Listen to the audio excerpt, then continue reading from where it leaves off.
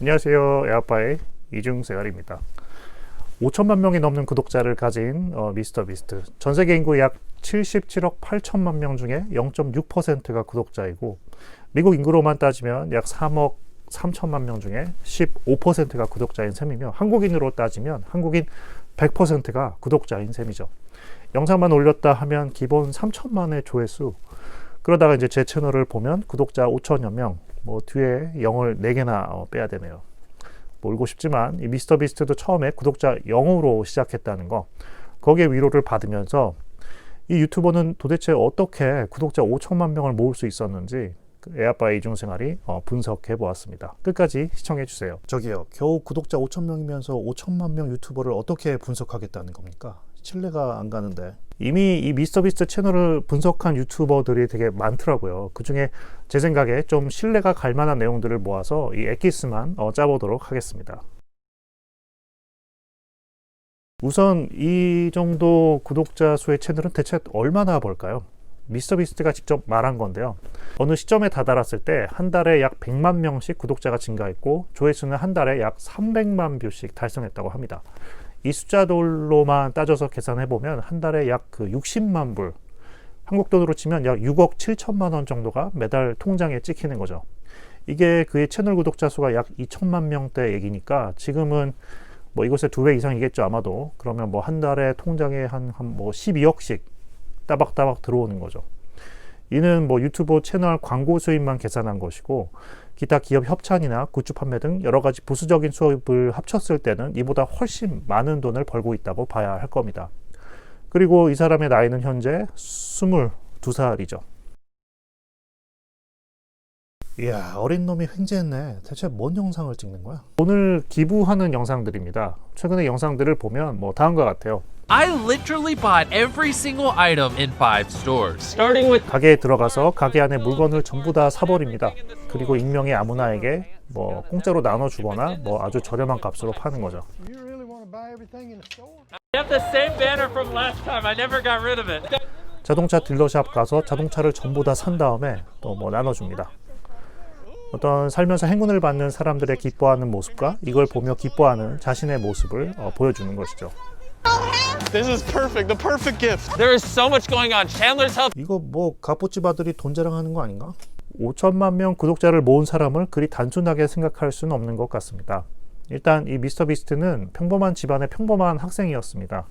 지금 모습만 보면 돈을 정말 쉽게 버는 것처럼 보이지만, 사실 돈이라는 건 쉽게 벌 수 있는 성질의 것이 아니죠. 유튜버라도 마찬가지일 겁니다. 미스터 비스트는 이 어마어마한 돈을 벌기까지 어떤 대가를 치른 것인지 그 시작을 같이 한번 보시죠. 이 사람은 2012년에 유튜브를 처음 시작했는데요. 그의 나이 13살이었습니다. 그때는 주로 게임 콘텐츠를 올리면서 구독자 수가 아주 조금씩 오르는 정도였습니다. 보통의 유튜브와 크게 다르지 않습니다. 1000명을 모을 때까지 2년이 걸렸고, 10,000명이 되기까지는 3년이 걸렸습니다. 그러다가 이제 4년이 되던 2016년 1에서 만까지 숫자를 세는 영상이 갑자기 대박이 터지면서 그때부터 이와 비슷한 영상을 만들기 시작했고, 5년째 되던 2017년 5월 구독자 100만 명을 찍습니다. 662, 91,663, 91,664, 91,665. 근데 1에서 만까지 세는 영상은 도대체 왜 찍은 거지? 이게 대박 날 줄 알았을까? 그게 참 저 같은 일반인 입장에선 생각하기 좀 어려운 부분이죠. 이 사람은 실험적인 영상도 많이 찍었는데요. 그때 세계 1위 유튜버였던 PewDiePie 이름을 계속 부르는 영상이라든지,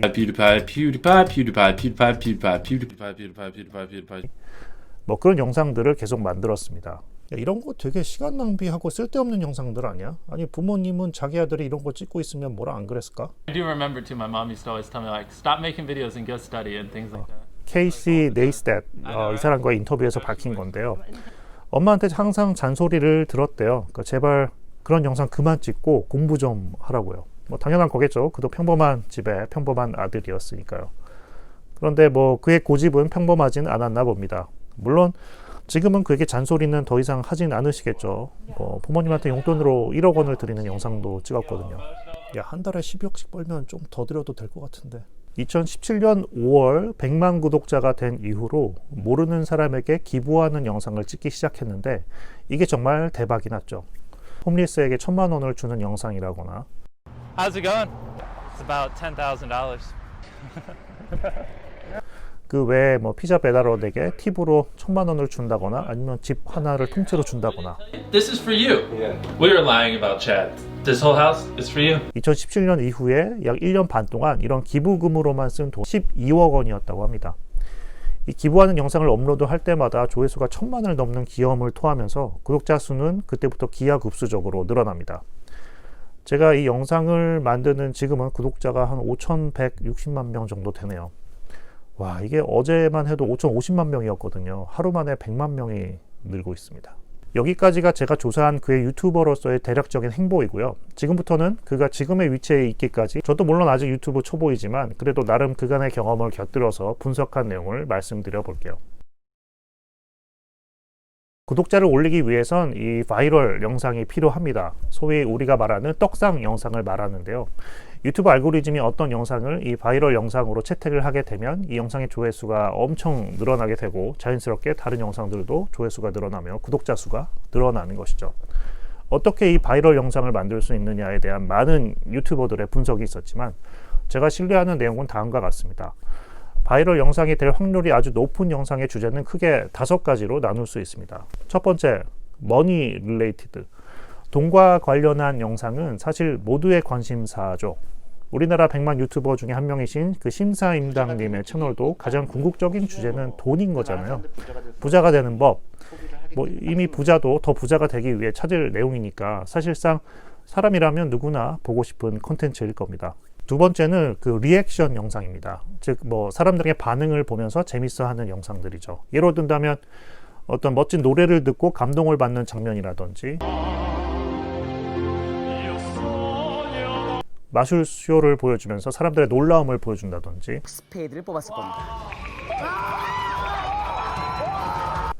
뭐 거리 버스킹 공연이라든지 이런 영상을 보면서 시청하는 사람도 같은 반응을 보이며 공감하게 되는 것이죠.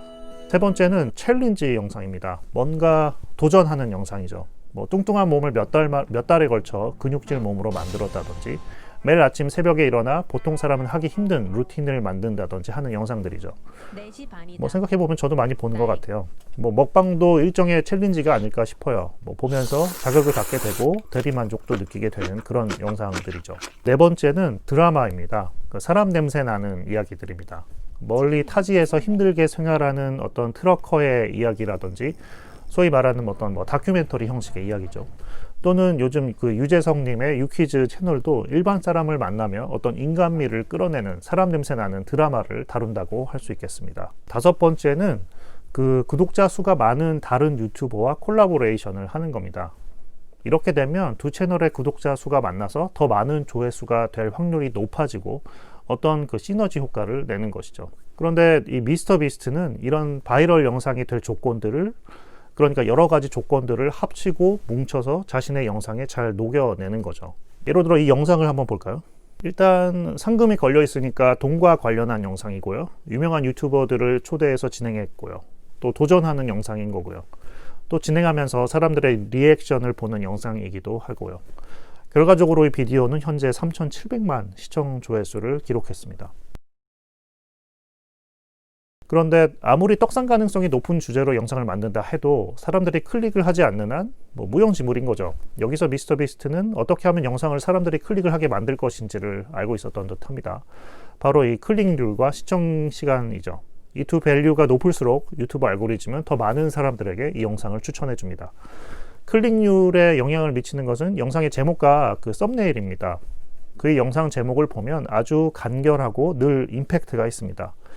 예를 들면 피자를 주문했는데 팁으로 뭐 집을 주었다, 또는 친구 집에 1,000만 개의 레고를 놓았다, 뭐 등등 제목만 봐도 사람들의 흥미를 끄는 내용을 간결하게 사용했습니다. 근데 이런 제목은 거짓말로 만들 수도 있는 거잖아. 거짓으로 제목을 정할 수도 있겠죠. 그런데 이 무서운 유튜브 알고리즘은 이 제목이 단순 어그로인지 영상 내용과 맞지 않는 거짓말인지 다 알고 추천을 해주지 않는 것 같더라고요. 이는 아마도 이걸 판단할 수 있는 다양한 단서들이 있겠죠. 그런데 무엇보다 거짓말로 어그로를 심하게 끌어서 시청자가 소위 당했다, 낚였다라는 생각이 들면 사실 기분이 나쁘고 그 영상을 좋아하지 않게 되는 거죠. 그래서 거짓말을 하면 불리한 경우가 많습니다. 그런데 그가 만드는 영상 자체가 워낙 스케일이 크고 흥미롭다 보니까 그 영상 자체에 충실한 제목만 심플하게 달아도 아주 클릭률이 높은 거죠. 그의 그 썸네일을 보면 마치 5분 만에 완성한 느낌의 아마추어적인 냄새가 풍깁니다. 그러나 철저히 계산된 것이라 생각이 돼요. 그러니까 예로 들어 상금이 걸려있는 챌린지 영상에 아주 세련된 타이프와 깔끔한 이미지보다는 다소 촌스럽게 만듦으로써 오히려 이 상금의 액수에 대한 놀라움과 기대감이 배로 되는, 또는 뭐 때론 그 어떤 글과 화려한 그림보다 단순한 사람의 표정 하나가 사람들에게 흥미를 자아내고 클릭률을 높일 수 있다는 것을 아마도 경험을 통해 알게 된 것 같습니다. 또 대부분의 사람들은 핸드폰으로 영상을 보기 때문에 핸드폰의 어떤 작은 화면에서도 쉽게 영상의 내용이 보여질 수 있도록 폰트 크기나 간결한 이미지가 효과적인 것을 알고 있었죠. 자, 이런 노력을 통해서 사람들이 클릭했다고 칩시다. 다음 중요한 것은 바로 시청 지속 시간입니다. 사람들을 얼마나 이 영상을 끝까지 보게 만들 수 있는가가 그 다음 미션인 것이죠. 미스터비스트는 두 갈씩 전법을 썼습니다. 영상 첫 부분 약 30초 정도 안에 바로 이 영상에 대한 내용을 아주 함축적으로 소개를 합니다. I wanted to open a free bank, so I did what any logical person does. I rented a real bank, grabbed a ton of money. Go give away money! Yeah! 아주 재밌고 흥미를 자아내는 방향으로요. 그리고 영상 길이는 보통 10분에서 20분 사이, 이 안에 많은 것을 함축적으로 녹입니다. 이런 건 이 사람이 그의 현재 위치에 비해서 어떻게 보면 무명 시절이라고 할 수도 있는 지난 5, 6년간 그래도 꾸준히 영상을 올리면서 그간의 경험에서 공부하며 발전한 거란 생각이 듭니다. 아, 내 영상은 왜 조회수가 이 모양인 걸까? 왜 구독자가 늘지 않는 걸까? 모든 유튜버들의 고민일 텐데요. 이 미스터비스트도 일찍이 이런 고민들에 직면했을 것이고 나름의 공부를 끝없이 한 것일 테죠. 비록 부모님한테 잔소리 듣고 그따위 영상을 왜 올리냐 하는 비난을 받는 과정에서도 말이죠. 저기 혹시 요즘 비난 받으세요? 다음은 케이시 네이스택과의 인터뷰에서 그가 한 말입니다. My mindset, if you want to know how I always thought, I just always saw it as I just reinvest everything. 유튜브에서 얻은 수익을 전부 다음 영상의 제작비로 쓴다고 합니다. 처음 유튜브 수입이 났을 때 한 달에 100불, 200불 나올 때는 일단 유튜브 장비에 조금씩 투자하다가 그가 구독자 10만 이상이 되면서부터 수입이 한 달에 뭐 1000불, 10,000불 이렇게 되면서 이 돈을 전부 다음 영상 제작의 예산으로 돌렸습니다. 당연한 얘기겠지만 돈이 투자되면 영상의 퀄리티는 어떤 식으로든 올라가게 됩니다. 그런데 이 퀄리티라는 부분에 있어서 이 사람의 시각은 조금 달랐던 것 같아요. 그러니까 돈을 익명의 사람에게 조건 없이 나눠준다는 생각을 한 거죠. 이건 뭐 결과론적인 얘기긴 합니다만 굉장히 자극적인 콘텐츠이면서 동시에 그 기부라는 본인의 선한 이미지를 구축할 수도 있었고, 이런 선구조가 만들어지면서 기부에 들어가는 돈을 제공해 주겠다는 기업들과의 협업 구조까지 만들게 됩니다. 그리고 아무도 범접할 수 없는 스케일의 돈을 기부하는 홍길동 같은 콘텐츠의 주인공이 된 거죠. 홍길동보다 좀 나은 점이 있다면 돈을 어디서 훔쳐서 가난한 사람에게 이제 나눠준 것이 아니라 가난한 사람들에게 나눠줄 돈을 부자들이 너도 나도 제공해 주겠다는 그런 구조를 만들어낸 것이죠. 한때는 유튜버를 비난한 사람들도 많았습니다. 야, 그까이 거 뭐 대충 카메라 앞에서 대충 자극적인 말 하고 옷 벗어제 끼고 그걸로 수억씩 버는 게 말이 되냐? 진짜 열심히 사는 사람 많은데 좌절감을 주는 거 아니냐? 이렇게 말씀하시는 걸 들은 적이 있습니다. 요즘은 이런 말씀하시는 분들은 좀 많이 줄은 것 같아요. 그러니까 제 생각에 유튜브는 여전히 자극적인 콘텐츠가 주목받는 경우가 많이 있지만 그래도 어떻게든 긍정적인 방향으로 이끌어가고자 하는 경영진들의 모습이 엿보일 때가 많습니다. 직접 해보니까 누군가에게 도움이 되는 영상이 조금이라도 더 조회수가 많아지더라고요. 그리고 누군가에게 도움이 되는 영상을 만드는 것은 결코 쉬운 일이 아닙니다. 많은 노력과 시간과 공부가 필요하죠.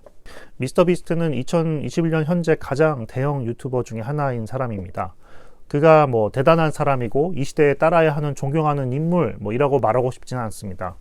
남에게 돈을 공짜로 나눠준다는 것이 아주 자극적이고 재밌긴 하지만 이게 보는 사람으로 하여금 진정 도움이 되는 콘텐츠일까? 또 진정 유튜브라는 회사가 가장 원하는 그런 이상적인 사람이고 또 그런 이상적인 콘텐츠인 걸까라는 물음에는 선뜻 예스라고 말하긴 어렵지 않을까라는 생각이 있어요. 물론 부러운 점은 있긴 하지만요. 다만 그가 지금까지 이룩한 과정에서 나름의 공부와 노력을 열심히 했다는 점에서 배울 점은 분명 있는 것 같습니다. 그런 의미에서 저에게 한마디 하겠습니다. 야, 너나 잘해. 영상이 재밌으셨다면 여기 구독 버튼, 좋아요 눌러주세요. 재미없어도 눌러주세요. 재밌어질 때까지 노력하겠습니다. 알림 설정까지 눌러주신다면 당신은 최고. 고맙습니다.